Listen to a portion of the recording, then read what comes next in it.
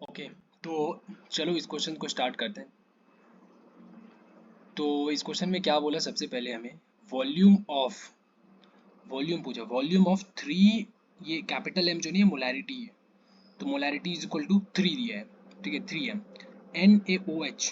NaOH का formula wait कितना है, 40 ग्राम पर मोल। ओके।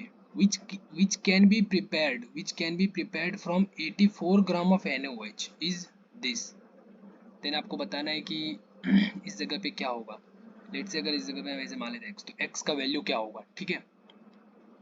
फिर डेसीमीटर क्यूब में है तो इसको भी ध्यान में रखना।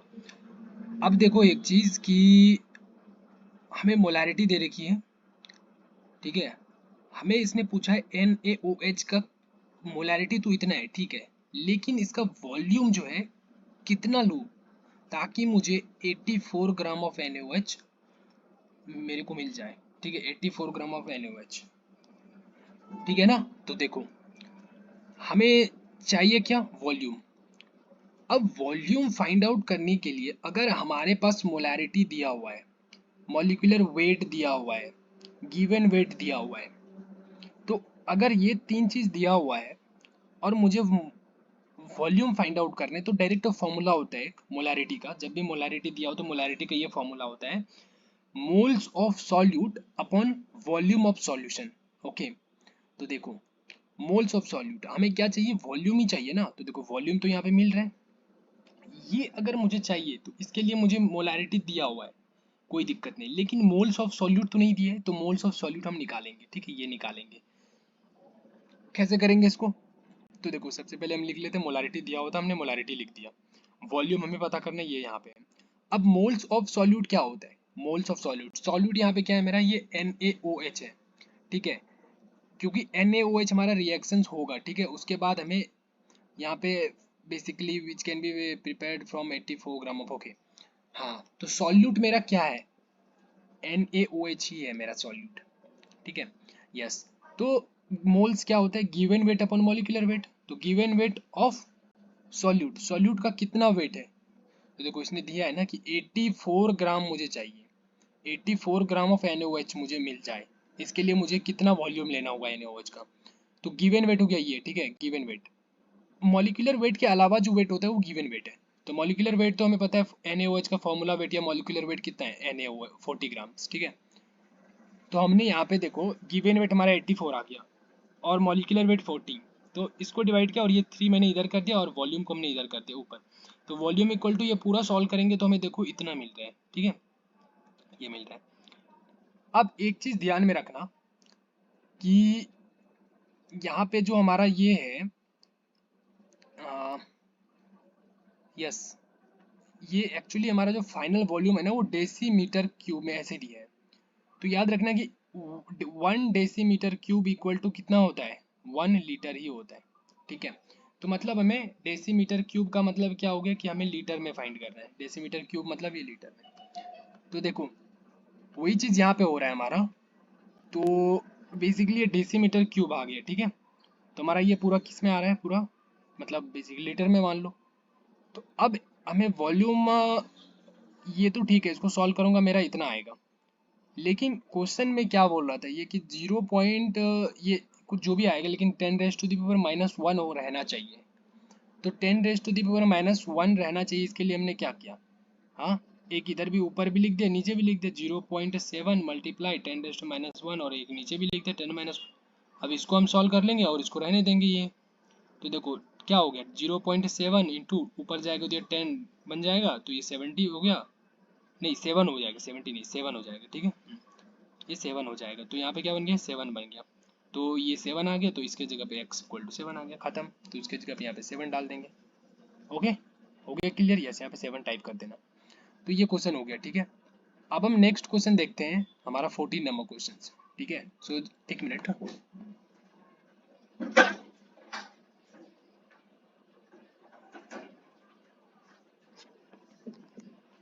ओके। तो हमने यहाँ पे गेट बंद कर दिया, ठीक है, उससे बाहर का जो है साउंड यहाँ पे आ जाता है। तो देखो हमें अब नेक्स्ट क्वेश्चन देखेंगे। नेक्स्ट क्वेश्चन में क्या बोला कि 9.3 gram of aniline is subjected, 9.3 gram of aniline is subjected to reaction with excess of acetic anhydride. मतलब एनिलीन को हमने एसिटिक एनहाइड्राइड से रिएक्शन कराया टू प्रिपेयर द एसिटिनलाइड। ठीक है, तो हमें क्या मिलेगा, एसिटिनलाइड मिलेगा। Okay, the mass of acetanilide produced if the reaction is 100% completed is इतना। देखो क्या बोला इसने कि ये हमारा एनिलीन है। देखो अभी इसने एनिलीन सिर्फ लिख दिया, ठीक है, तो अभी एक बार देख लो कैसे एनिलीन होता है और याद रख लेना। ठीक है, तो एनिलीन है, इसको नोट्स तो करोगे ही तो कोई दिक्कत नहीं है, इसको 2-3 बार रिवाइज करोगे याद हो जाएगा। तो ये एनिलीन है, इसका हमने रिएक्शन एसिटिक एनहाइड्राइड के साथ कराया। देखो एसिटिक एनहाइड्राइड, अब ये रिएक्शन कैसे हो रहा है, इसका मैकेनिज्म कैसा है, ठीक है, वो डेप्थ में जानेंगे हम लोग बाद में जब हम hydrocarbons, general organic chemistry, GOC पढ़ेंगे। ठीक है, लेकिन अभी यहाँ पे क्या होगा, यहाँ पे हमारा बेसिकली यहाँ पे आकर के इसका जो एक ये आकर के इधर इस कार्बन पे अटैक, ठीक है, और इस कार्बन से ये ज्वाइन होकर के इधर इसको ब्रेक कर देगा यहाँ पे, तो ये अलग हो जाएगा और यहाँ से एक हाइड्रोजन यहाँ से निकलेगा, एक हाइड्रोजन इसके साथ आकर के ज्वाइन हो जाएगा यहाँ पे और ये पूरा इसके साथ चला जाएगा। ठीक है, तो देखो ये हमारा ऐसा बन गया, इसी को बोलते हैं एसिटिनलाइड। ओके, और इधर मेरे ये बन गया। अब यहाँ पे देखो हमें इसने क्या पूछा है, इसका मास पूछा है ना, ये जो भी आया इसका मुझे मास क्या होगा, मास मतलब इसका मॉलिक्यूलर वेट तो देखो निकाल ही लेंगे। हाँ, तो ये जो मास पूछ रहा है ये क्या पूछ रहा है, ये गिवन वेट ही पूछ रहा है एक्चुअली। ठीक है, इसका कितना वजन हमने लिया होगा या इसका कितना वजन हमें मिलेगा। ठीक है, इसका वेट क्या होगा, तो वही हमारा गिवन वेट समझ लो उसको। तो देखो इसका गिवन वेट निकालने के लिए हमें क्या चाहिए, मोल्स का फॉर्मूला क्या होता है, moles is equal to given weight upon molecular weight. दिमाग में आ रहा है कुछ? हाँ, तो हमें ये चाहिए ना। हाँ, तो ये अगर चाहिए तो मॉलिक्यूलर वेट तो मैं निकाल ही लूंगा, ठीक है, कोई दिक्कत नहीं है, लेकिन मैं मोल्स कैसे निकालूंगा? तो देखो मोल्स कैसे होगा, तो देखो इसके लिए हम क्या देखेंगे, एक ही चीज फिर से देखेंगे जैसे हमने पिछले क्वेश्चन में देखा था ना। देखो ये हमारा एक मोल, ये हमारा एक मोल, हाँ ये पूरा पूरा एक मोल, और ये भी मेरा एक मोल ही है, ये भी मेरा 1 मोल ही है। तो एक मोल से एक मोल बन रहा है, तो इसी तरीके से होगा यहाँ पे। देखो मोल कैसे निकालेंगे, तो 1 मोल एनिलीन क्या दे रहा है, 1 मोल एसिटिनलाइड दे रहा है। ठीक है, तो n मोल कितना देगा, n मोल देगा। तो इसका मतलब क्या हो गया कि जितना भी हमारा मोल्स होगा एनिलीन का, ANILINE एनिलीन, उतना ही मोल्स किसका होगा, मोल्स ऑफ एसिटिनलाइड का। ठीक है, हाँ हाँ या ना बोलो। तो मुझे इसका निकालना है ना। हाँ, इसका निकालने के लिए मेरे पास डाटा नहीं है। ठीक है, जितना मुझे डाटा चाहिए गिवन वेट और मॉलिक्यूलर वेट, वो मेरे पास गिवन वेट नहीं है, और मॉलिक्यूलर वेट तो है लेकिन गिवन वेट नहीं है, तो मुझे पता नहीं चलेगा। तो इसका डाटा मेरे पास नहीं है, लेकिन इसका डाटा मेरे पास है। तो अगर मैं इसका निकाल लूंगा, समझ लो इसका भी निकल गया। ठीक है, समझ रहे हो? यस, तो वही चीज है। तो हमें इसका निकाल लेते हैं। देखो इसका फॉर्मूला हम डालेंगे यहाँ पे, क्या होगा, गिवन वेट पर मॉलिक्यूलर वेट, और इसका भी हमने डाला यहाँ पे गिवन वेट पर मॉलिक्यूलर वेट। ओके, यस, तो देखो हमने क्या किया, गिवन वेट एनिलीन का इतना दिया हुआ है, इसका मॉलिक्यूलर वेट एनिलीन का कैसे निकाला हमने। देखो हमारे पास 6 कार्बन है, 5 हाइड्रोजन है और NH2 है।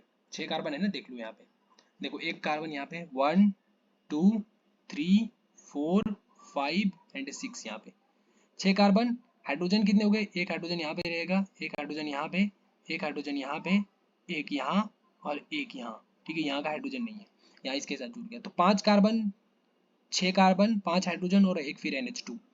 तो यहाँ पे इसने सबका वेट दे रखा है। देखो जैसे एक नाइट्रोजन का वेट कितना है 14, ऑक्सीजन का 16, कार्बन का 12, हाइड्रोजन का 1। ठीक है, ये तो दे दिया है, ठीक है, लेकिन याद रख लेना हर एक। ठीक है, एक एक याद रखना, अगर ये नहीं देगा एग्जाम में तो फिर फंस जाओगे। तो दे दिया है तो हमने सबको देख लिया, सॉल्व कर लिया कि हमारे पास 5 हाइड्रोजन है तो हमने 5 लिख दिया। 12 कार्बन है, एक कार्बन का 6 कार्बन है, एक कार्बन का वेट 12, तो 6 कार्बन का यहाँ पे 12 मल्टीप्लाई 6 कर दिया, प्लस नाइट्रोजन का कितना होगा 14 वेट, और फिर हाइड्रोजन का 2 वेट। तो हाइड्रोजन 5 2 7 ऐसे पूरा ऐड किया हमने, 93 ग्राम्स आ गया। ये हमारा मॉलिक्यूलर वेट एनिलीन का हो गया। तो दिस डिवाइडेड बाय दिस हमने किया। ठीक है, तो 9.3 डिवाइडेड बाई 93 इक्वल टू, ये हमारा गिवन वेट, यही एक्चुअली हमें निकालना है, क्योंकि ये गिवन वेट अगर हमें एसिटिनलाइड का निकल गया तो ये गिवन वेट में कहाँ पे जाके रख दूंगा, यहाँ पे रख दूंगा तो हमें मोल से मिल जाएगा। ठीक है, गिवन वेट हमें मिल जाएगा, तो गेट गिवन वेट ही हमें पूछा था ना, हमें मोल्स तो इसने पूछा नहीं था, इसने हमें पूछा था गिवन वेट। ठीक है, तो यहाँ से हमने मोल्स निकाल लेना है। यहाँ से हमारा मोल्स मान के चलो ये कितना आ जाएगा, इसको हमने यहाँ से डिलीट किया, एक जीरो, और इसको हम डिवाइड करेंगे तो कितना हो गया, ये कैंसिल होके 1/10 बन गया, 1/10, 1/10 मतलब 0.1, तो 0.1 मोल बन रहा है। देखो इसके जगह जा करके हम क्या रख देंगे, इसके जगह 0.1, 0.1। ठीक है, तो यहाँ से क्या होगा, गिव एंड वेट इधर कर लेते cross multiply, given weight equal to क्या हो जाएगा, हाँ 0.1 मल्टीप्लाई मॉलिक्यूलर वेट। अब मॉलिक्यूलर वेट किसका चाहिए, एसिटिनिलाइट का चाहिए, एसिटिनिलाइट। अब एसिटिनिलाइट का भी निकाल सकते हैं मॉलिक्यूलर वेट, कैसे, देखो कितने हैं, एक कार्बन, दो कार्बन, तीन कार्बन, चार कार्बन, पांच कार्बन, छह कार्बन, और यहाँ पे एक सात कार्बन, तो 7 मल्टीप्लाई एक कार्बन का वेट कितना होता है 12, 12 प्लस, फिर हाइड्रोजन कितने, एक हाइड्रोजन, दो हाइड्रोजन, तीन हाइड्रोजन, चार, पाँच, यहाँ पे तो नहीं है पाँच, और फिर यहाँ पे हो गया छः, फिर यहाँ पे छः और तीन नौ, तो हमने 9 और एक का कितना वेट होता है 1, तो 9 into 1, फिर प्लस करेंगे। फिर हम देखेंगे नाइट्रोजन कितने, एक और दो, दो नाइट्रोजन है। ठीक है, तो एक, दो नाइट्रोजन है, 2 मल्टीप्लाई एक का कितना होता है 14, 14 एक नाइट्रोजन का वेट, ओके प्लस। फिर ऑक्सीजन कितने हमारे पास, ऑक्सीजन है ये एक, ठीक है, तो हमने ऑक्सीजन का 16 होता है 16, इन सबको ऐड करेंगे, ये ऑक्सीजन नहीं, ये तो मेरा ऐसे बेंजीन का होता है ना अलग से, हाँ, तो इन सबको मल्टीप्लाई करेंगे, ऐड करेंगे, जो भी आएगा यहाँ पे उसको हम यहाँ पे लाके रख देंगे मॉलिक्यूलर वेट यहाँ पे, तो हमारा गिवन वेट मिल जाएगा, और वही वेट हमारा आंसर होगा, तो वो लगभग 13.5 आएगा, उसको करके देख लेना, दैट्स इट, ओके। चलो, तो ये सब कैलकुलेशन अपने पेन पेपर पे करना, ठीक है, मोबाइल्स और कैलकुलेटर से नहीं करना, क्योंकि एग्जाम में अपने से ही करना होगा, तो इसलिए अभी कर लो, प्रैक्टिस हो जाएगी अच्छे से, और स्पीड भी, एक्यूरेसी भी आ जाएगी, ठीक है। हाँ, अब दूसरी चीज ये भी देखना कि यहाँ पे जो भी आएगा ना, यहाँ पे तुम्हारा कैसा आ रहा होगा पता है, क्योंकि हमें ये आ रहा होगा ऐसे, बेसिकली 1.35 ऐसे आ रहा होगा, ठीक है। तो इसने बोला कि मुझे आंसर ना 10⁻⁻1 में ही चाहिए, ऐसा करके, तो मैंने बोला ठीक है, एक 10⁻1 ऊपर रख दिया और एक 10⁻1 नीचे रख दिया। अब इसको मैं ऊपर ले जाऊंगा तो मल्टीप्लाई करूंगा तो कितना बनेगा, 1.35 इंटू 10 इंटू 10⁻1, तो ये कितना हो गया मेरा 13.5 इंटू 10⁻1, तो ये क्या हो गया मेरा 13.5 हो गया, ठीक है, तो यहाँ पे हम 13.5 होंगे। Is it clear, yes. तो देखो ये हमारा कौन सा क्वेश्चन था, 14 नंबर क्वेश्चन, 14 नंबर भी क्लियर हो गया, कैसे किया हमने, क्यों किया, ठीक है, बहुत अच्छा। चलो, अब हम इसको करते हैं 15 नंबर क्वेश्चन। देखो 15 नंबर क्वेश्चन में क्या बोल रहे हैं, mass of methane required to produce इतना gram of carbon dioxide after complete combustion. देखो फिर से वही चीज ने बोला, complete combustion, complete combustion, complete combustion, तो कंप्लीट कंबशन और सेम चीज लिया है, देखो ना डाटा भी इसने चेंज नहीं किया, मीथेन लिया है, मीथेन, मीथेन को हमें 22 ग्राम कार्बन डाइऑक्साइड मेरे को अगर चाहिए, तो मीथेन का कितना मास लेना होगा मुझे, ठीक है, कितना मास लेना होगा मीथेन का कंप्लीट कंबशन के लिए। तो मीथेन का कंप्लीट कंबशन जब भी आता है मतलब CH4 प्लस क्या हो गया O2, and that will gives CO2 plus H2O। मैंने जब भी बोला था रिएक्शन करोगे उसको बैलेंस करना, बैलेंस करने के लिए हम यहाँ पे दो डालेंगे, तो देखो यहाँ पे बैलेंस कर दिया, और बैलेंस करने के बाद भी इसका कोफिशिएंट 1 है और इसका भी कोफिशिएंट 1 है, ठीक है, इसका भी कोफिशिएंट क्या है 1 ही है, तो हमें पता चल गया कि ये एक मोल से ये एक मोल दे रहा है, एक मोल से एक मोल दे रहा है, ठीक है, तो दो से कितना देगा, दो, अगर ये दो है तो ये भी दो देगा, इसलिए हमें पता चल जाएगा कि हमें इसने कितना पूछा है, मास पूछा है ना, मास, ओके।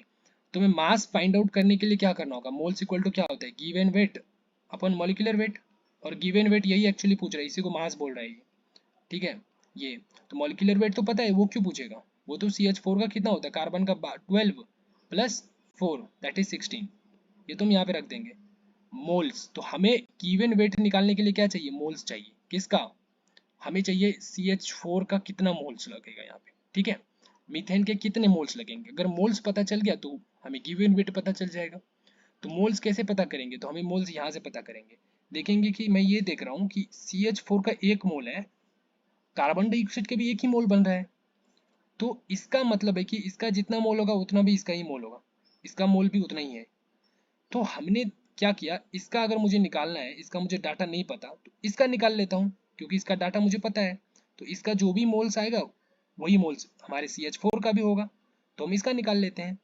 ठीक है, तो हमने क्या किया, वी नीड टू फाइंड मास। मास के लिए हमें क्या चाहिए, ये चाहिए, तो इसके लिए मोल्स चाहिए हमें। मोल्स फाइंड आउट करने के लिए हमने रिएक्शन यहाँ पे जैसे पहले बैलेंस कर लिया। बैलेंस करने के बाद देखा कि एक CH4 में हमें 1 मोल कार्बन डाइऑक्साइड मिल रहा है, इसलिए n मोल CH4 में n मोल CO2 मिलेगा, इसलिए मोल्स ऑफ मीथेन क्या कर दिया हमने, मोल्स ऑफ कार्बन डाइऑक्साइड।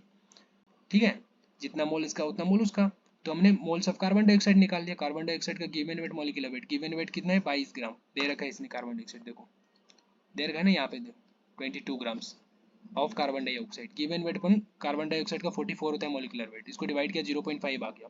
ये क्या आ गया, मोल्स ऑफ कार्बन डाइऑक्साइड। तो मोल्स ऑफ कार्बन डाइऑक्साइड इतना आया, तो यही तो हमारा मोल्स किसका आएगा, मीथेन का भी आएगा, क्योंकि दोनों इक्वल है, तो मीथेन का भी इतना ही आ गया। अब ये मोल्स हमने यहाँ पे रख दिया जाकर के, जो फॉर्मूला हम देख रहे थे ना ये एन वाला, यहाँ पे हम जाके रख देंगे और इसको क्रॉस मल्टीप्लाई कर देंगे, तो गिवन वेट हमारा अलग से निकल जाएगा।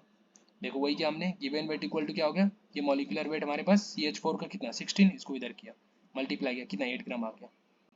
खत्म। हाँ, एनी डाउट नहीं। अब ये देखो ग्राम में ही दिया था, तो इसलिए मुझे यहाँ पे सिर्फ 8 डाल दो, हो गया खत्म। Is it clear? यस, चलो तो फिर नेक्स्ट क्वेश्चन हम अगले वीडियो में करते हैं।